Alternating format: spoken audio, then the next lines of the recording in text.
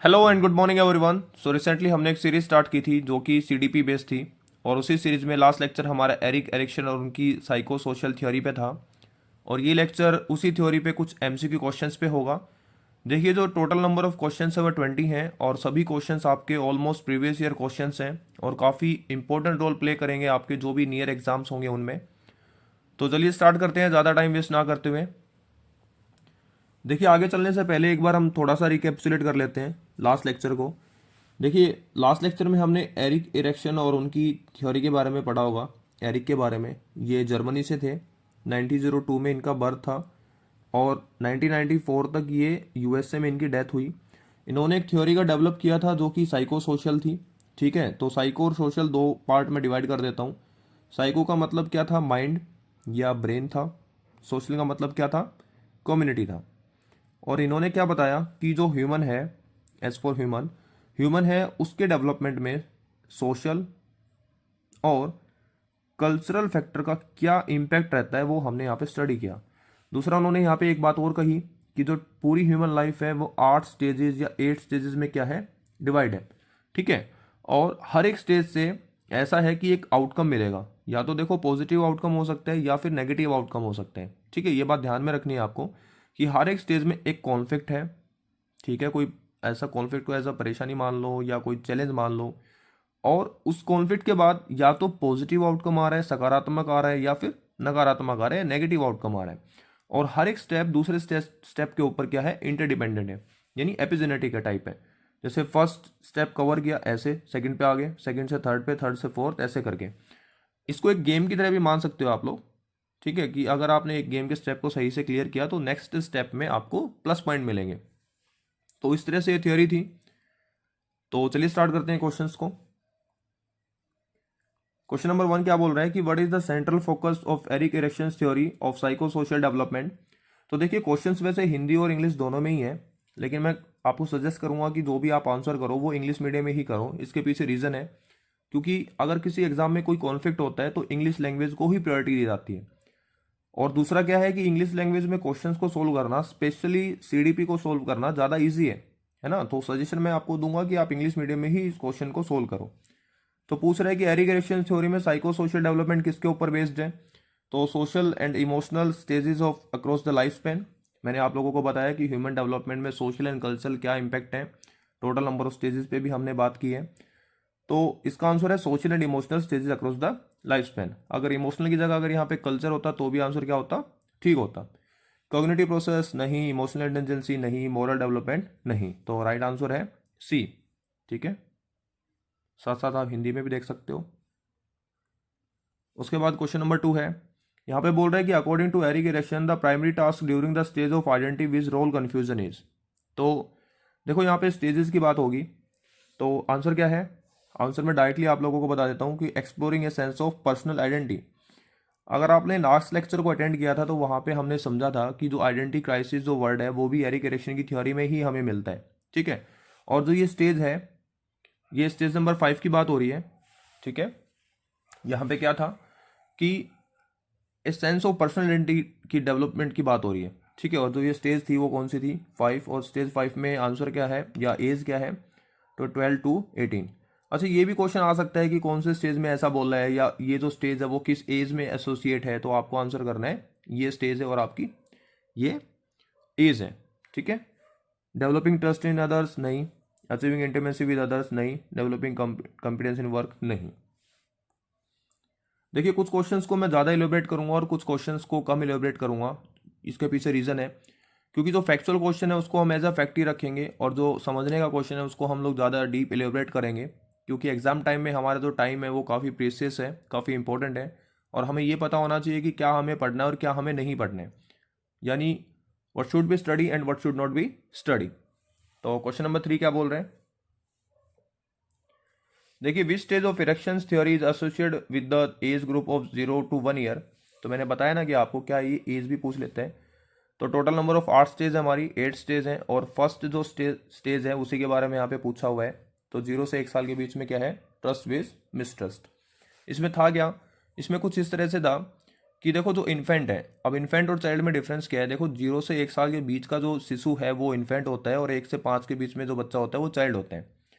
तो यहाँ पे क्या है कि अगर देखो इन्फेंट को अगर उसके केयर टेकर या गार्जियंस या पेरेंट्स उसको सही से फीड कराते हैं, पैम्पर करते हैं, प्यार करते हैं, तो उसमें क्या डेवलप होगा, ट्रस्ट। अगर वो ऐसा नहीं करते हैं, रूड बिहेव करते हैं, तो उसमें क्या डेवलप होगा, तो मिसट्रस्ट। आंसर क्या है, ट्रस्ट। ठीक है, ऑटोनॉमी नहीं है, इनिशिएट गिल्ट नहीं है, इंडस्ट्री विज इन्फेरिटी नहीं है। उसके बाद क्वेश्चन नंबर 4। क्वेश्चन नंबर 4 में क्या बोल रहे हैं कि what is the key virtue developed in stage of generative ridge stagnant. अब देखो ये स्टेज कौन से स्टेज की बात हो रही है, तो स्टेज नंबर ये 7 की बात हो रही है। 7 में अगर एज की बात आप करोगे तो 40 से लेकर 65 के बीच की एज की बात होती है। अब यहाँ पे होता क्या है, देखो यहाँ पे जो भी ह्यूमन है वो ये सोचता है कि भाई जो मेरी लाइफ है उसमें मैं मीनिंगफुल काम मैंने किया है या नहीं किया है, या ऐसा मान लो कि वो सोशल वर्कर की तरह काम करना स्टार्ट करते हैं। तो उसमें वर्चू क्या डेवलप होगी, अच्छा वर्चू कुछ नहीं है, वर्चू एक तरह से पॉजिटिव आउटकम है। पॉजिटिव आउटकम का मतलब आप ऐसा मान सकते हो कि सकारात्मक रिजल्ट है। ठीक है, तो इसमें क्या सकारात्मक रिजल्ट आएगा, केयर। ठीक है, सोसाइटी के लिए केयर हो सकती है, केयर फॉर सोसाइटी हो सकती है, या केयर फॉर ऐसा हो सकता है नेबर्स केयर हो सकती है, फैमिली केयर हो सकती है। तो डेवलप क्या होगा, केयर। ठीक है, क्वेश्चन नंबर 5। क्वेश्चन नंबर 5 में क्या बोल रहा है कि in Erik Erikson psycho social stage the conflict during adolescence age. तो क्या कॉन्फ्लिक्ट होगा, देखिए, तो यहाँ पे जो कॉन्फ्लिक्ट आपको देखने को मिलेगा वो आपको रोल का देखने को मिलेगा, किस एज में देखने को मिलेगा, तो 12 टू 18 में मिलेगा। किस में मिलेगा, 12 टू 18 में। उसके बाद रोल क्या, डिफरेंस क्या है या क्राइसिस क्या है, आइडेंटिटी विज रोल कन्फ्यूजन। क्या है यहाँ पे, आइडेंटिटी विज रोल कन्फ्यूजन। ठीक है, क्वेश्चन नंबर 5 का आंसर है आइडेंटिटी विज रोल कन्फ्यूजन। उसके बाद क्वेश्चन नंबर 6 में आ जाओ। Eight which stage do individuals focus और नर्सिंग रिलेशनशिप एट पार्टनरिंग या पेरेंटिंग।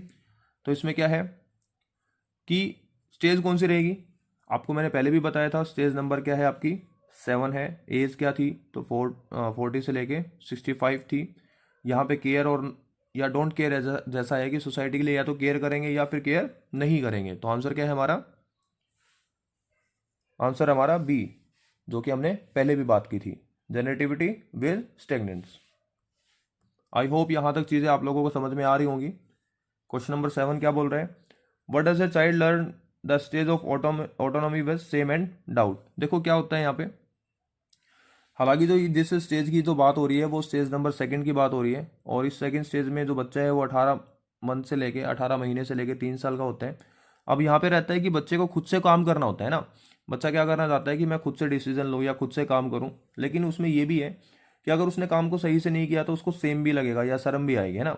तो इसके बीच में एक बैलेंस की बात होगी। ठीक है, आप यहाँ से भी याद रख सकते हो कि कौन से स्टेज में है, तो स्टेज नंबर 2 है, और एज क्या है 18 से या 18 मंथ से लेके 3 ईयर।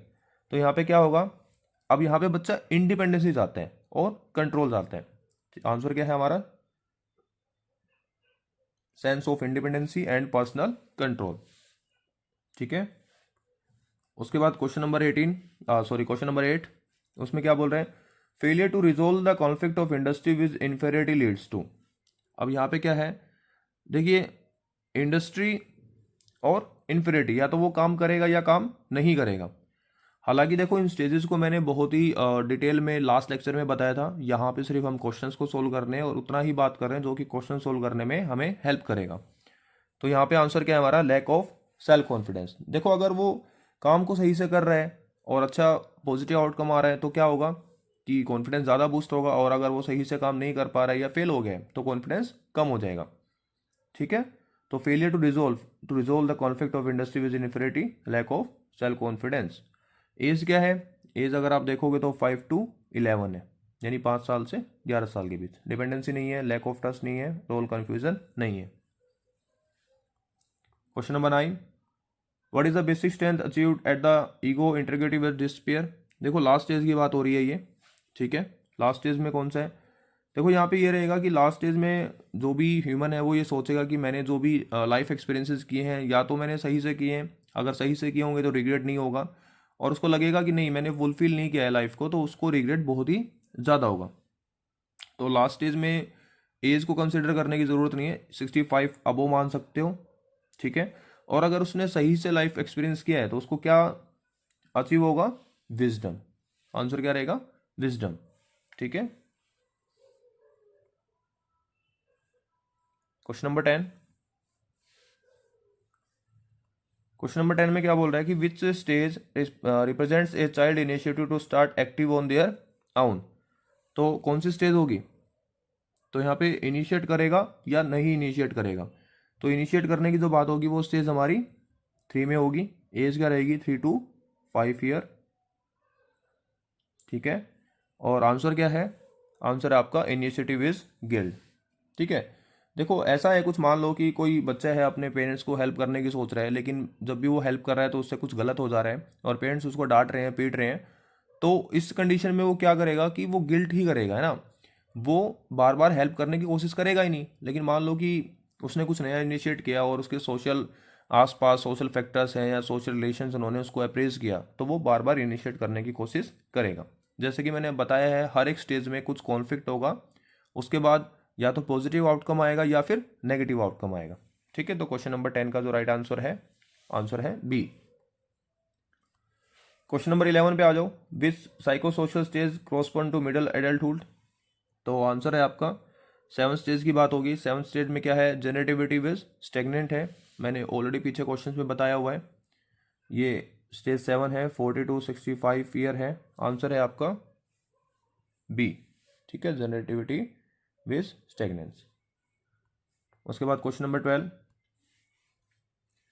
इसमें है which age group is associated with the stage of industry versus inferiority.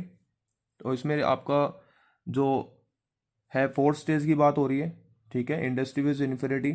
या तो वो काम करेगा, देखो इस तरह में क्या होता है कि यहाँ पे जो बच्चा है वो अपनी सेल्फ को खुद से या तो खुद से कंपेयर करेगा या आसपास के पीयर से कंपेयर करेगा, यानी अपने फ्रेंड से कंपेयर करेगा। और उसको लगेगा कि हाँ मैं अच्छा काम कर रहा हूँ, तो और ज़्यादा अच्छा काम करेगा, यानी पॉजिटिव आउटकम आएगा। यानी अगर उसने ये मान लिया कि मैं अच्छा काम नहीं कर रहा हूँ, तो नेगेटिव आउटकम आएगा। एज क्या आएगा?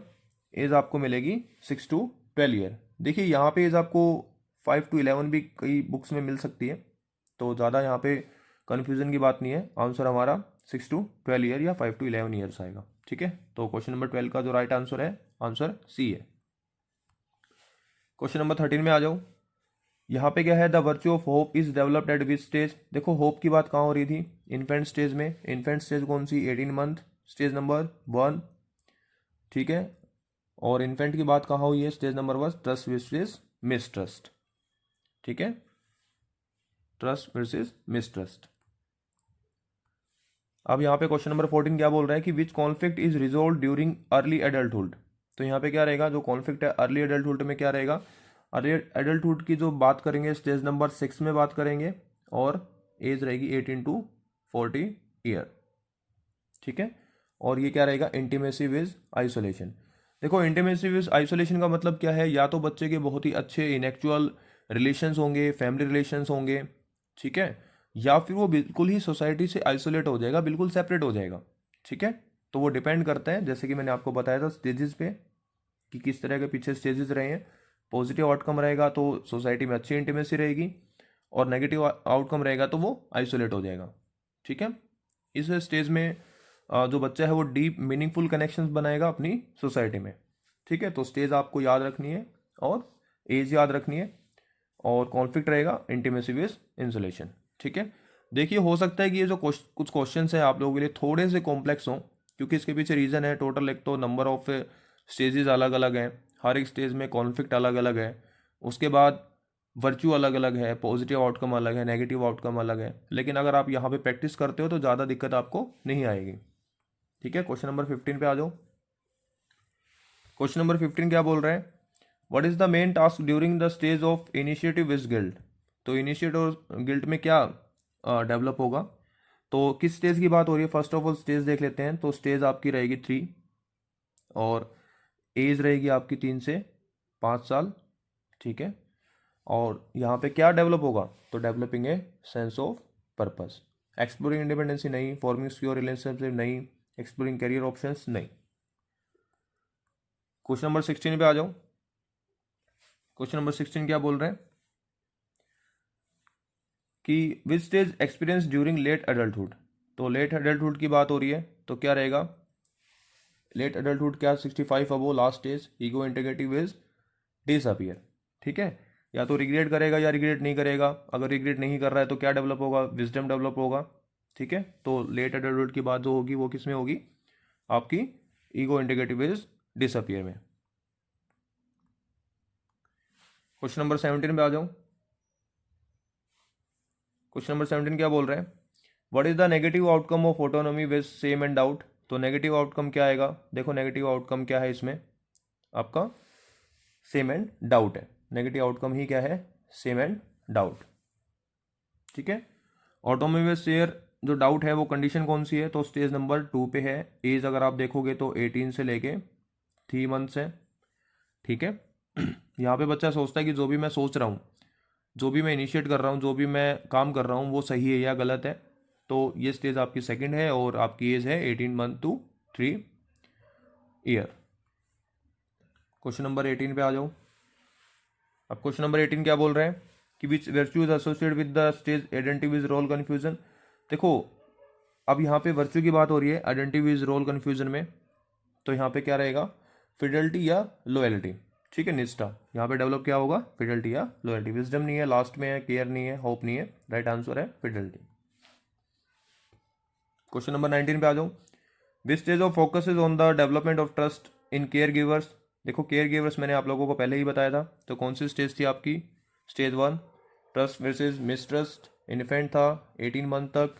ठीक है, उसके बाद question number 20 and last question हमारा ये, this stage of focus on exploring work and achieving competence. Simple सा क्वेश्चन है, तो आंसर है हमारा इंडस्ट्री विज इन्फीरियरिटी। ठीक है, स्टेज नंबर 4 की बात हो रही है और ये हमारे लास्ट क्वेश्चन था। आई होप ये क्वेश्चंस आपको समझ में आए होंगे और जो भी नियर आपके नेक्स्ट एग्जाम्स होंगे वहाँ पे ये क्वेश्चन आपको डेफिनेटली हेल्प करेंगे। आज के लिए सिर्फ इतना ही रखते हैं। अगर क्लास आपको इन्फॉर्मेटिव लगती है तो आप अपने फ्रेंड के साथ शेयर कर सकते हो। Bye and have a nice day.